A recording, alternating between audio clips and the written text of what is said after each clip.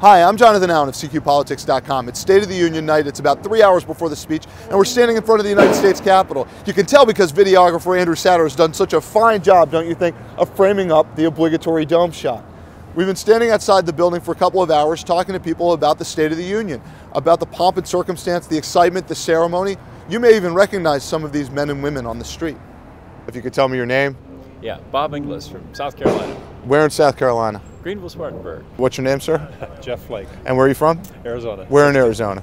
Mesa. What do you watch? Because everybody else is watching you guys to see what I always find it interesting that some of the presidents, and I'm sure whether Democrat or Republican has been this way, but some of their bigger critics are always the first ones to try to get in the picture.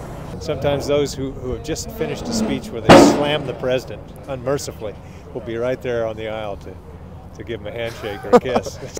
Are members starting to grab their spots early yet? Have you noticed that? You were just coming out of a vote. Yeah, they're a lot of them will just stay there until the beginning of the speech.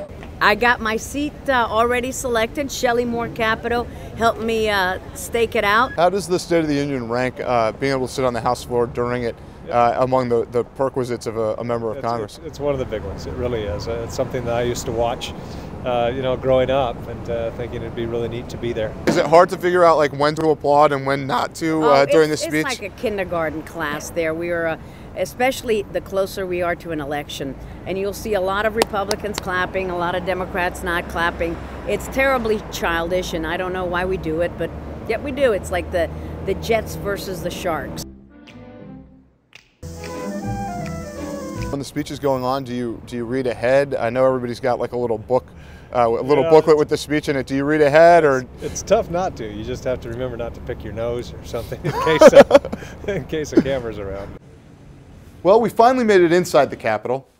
Obligatory flag shot. The president just finished his State of the Union address.